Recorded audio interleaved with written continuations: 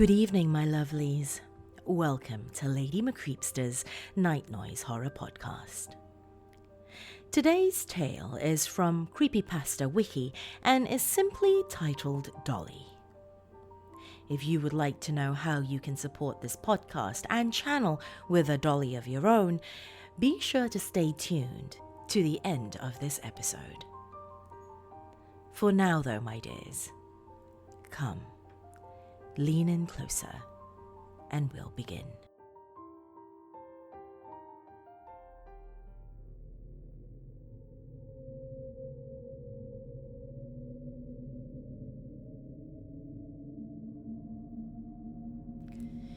Hello.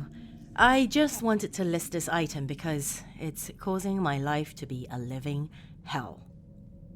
Let me first start off by letting everyone know that I don't believe one bit in the supernatural, voodoo, witchcraft, or religion for that matter, and although I cannot explain what has been happening in my home, I would just assume get rid of this thing nevertheless.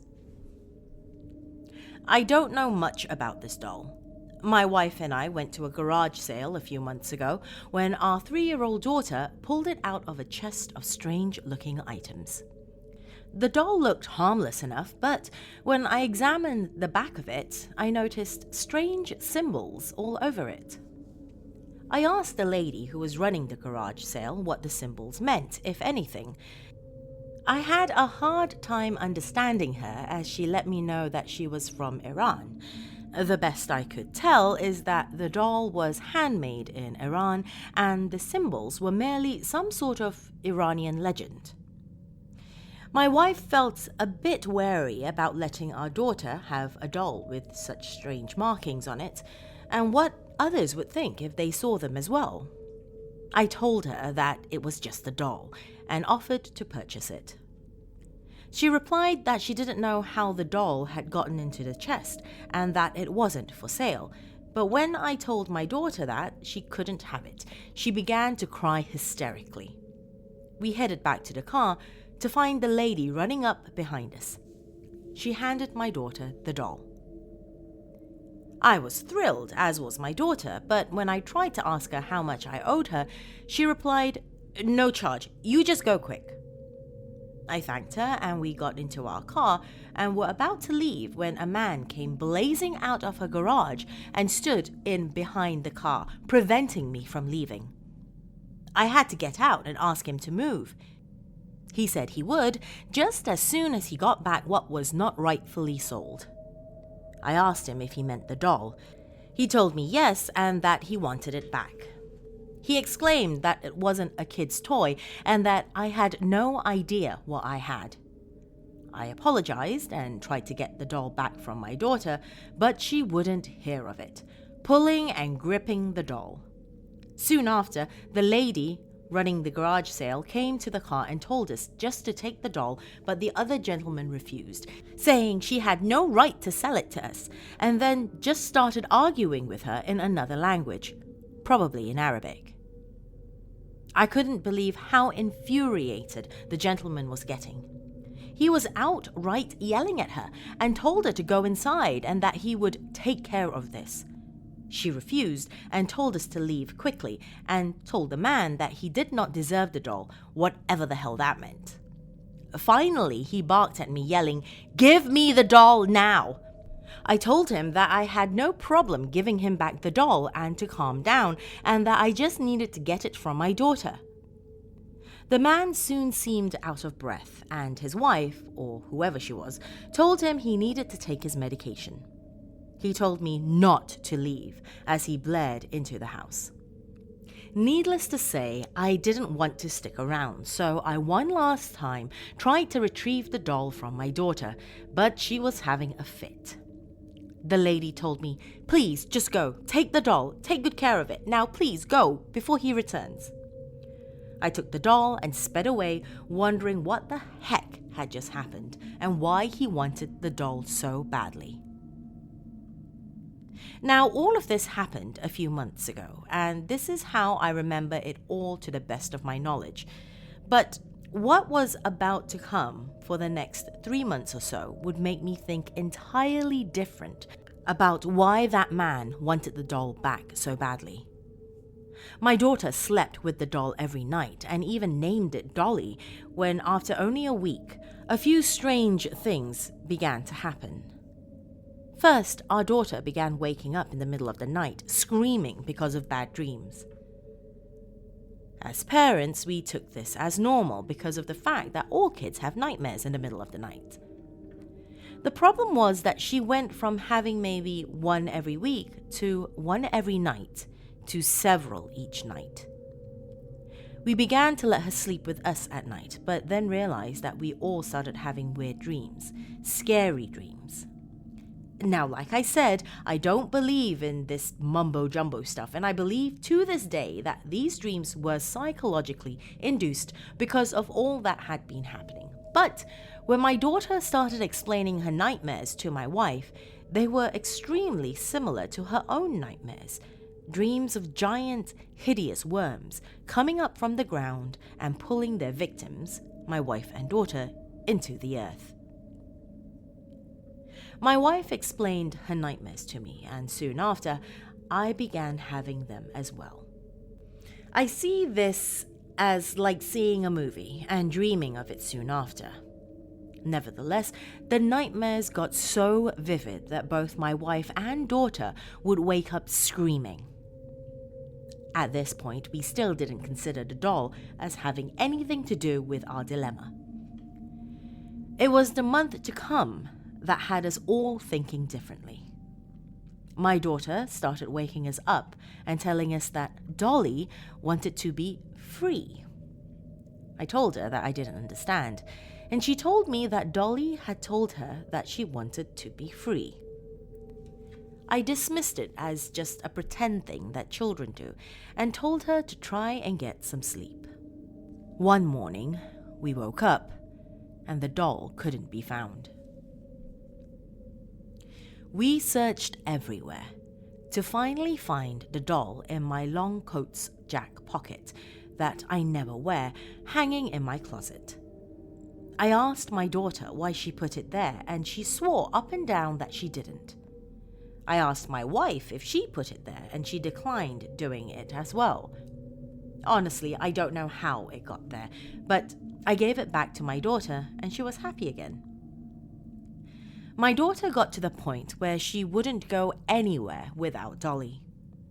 She always had her under her arm or in her hand and talked to her constantly for hours. It was like she was having a full-blown conversation with a real person. One night at the dinner table, I took Dolly away from her and told her that she could have her back after she ate all her dinner, because she wasn't eating, just talking to that stupid doll. She cried so violently she ended up throwing up all over the table. At this point, I'd had enough. I told my wife that it was time to just throw the doll away and that our daughter had grown dependent on Dolly. She argued the fact that it would be like throwing my big screen television away and that she really loved Dolly.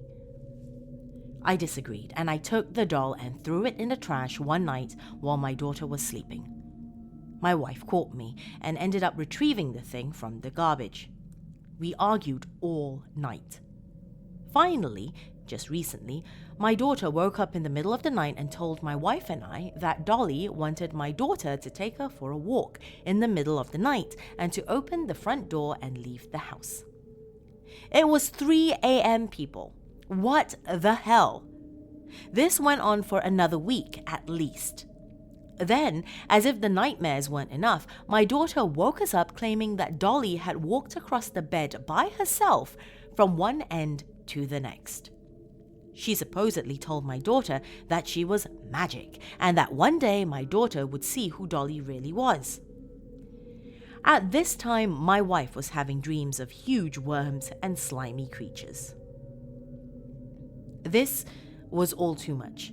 I am still convinced that all of this is caused by either lack of sleep or some sort of delusional state of mind. Nevertheless, in my opinion, a 3-year-old shouldn't be talking this way, make-believe or not. Now, I don't know what to do with this thing. My wife says that she won't let me throw it away and that it could prove to be a family heirloom.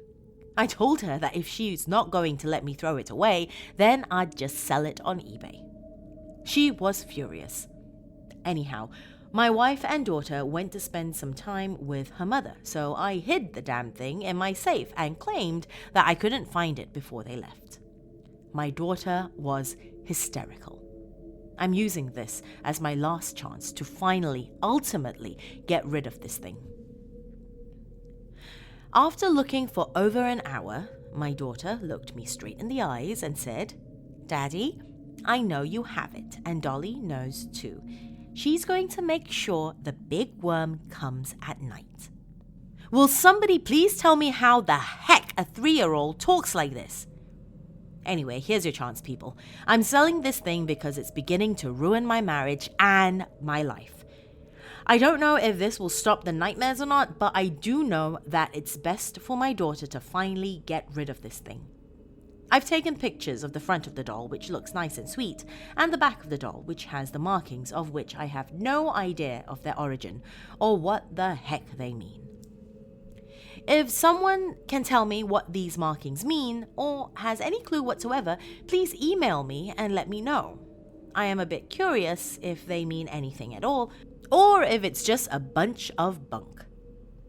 I don't know what was used to write these markings on the doll. It looks like some sort of ink or iodine or something. Who knows? Anyway, I've included close-up pics of the areas with the markings for your viewing pleasure. I'll even include the shipping. I'll start the bidding at $5. Again, if anyone knows what these symbols mean, I would be much appreciated for the info. Thanks for bidding and finally taking this mess out of my life. From sprittle15@hotmail.com. Was checking out your site, which is great, and I wanted to pass along some information about the eBay haunted doll story. The symbols on the back of the doll's head are from the Necronomicon, a book, probably fictitious, with the intent to invoke demons. The top symbol is the seal of Marduk, the Lord of Lords, Master of Magicians. His name should not be called except when no other will do, and it is the most terrible responsibility to do so. The word of his calling is Duga. The bottom 4 symbols are the second line of the text of Uralia, the Book of the Worm. It contains the formulae by which the wreakers of havoc perform their rites. These are the prayers of the ensnarers, the liars in wait, the blind fiends of chaos, the most ancient evil. Just wanted to pass this along. Thought the readers or the gentleman who posted the original message might like to know what he was looking at. All quoted material was taken from the Necronomicon, can probably find in any bookstore if interested. I found mine at a Borders. Keep up the interesting site. Oh, and if possible, mail me back and let me know.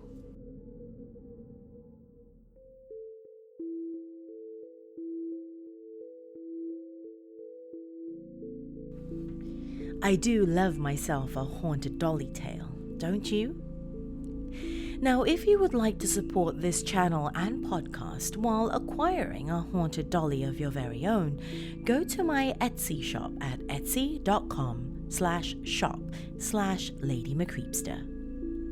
Each of these haunted souls comes with their very own death certificate, signed and sealed by myself, which states their name, date, and method of death. These dolls are one of a kind, and I don't make them often, so do be sure to adopt one before they're all gone. That's all I have for you this evening, my lovelies. Till next time, sweet dreams.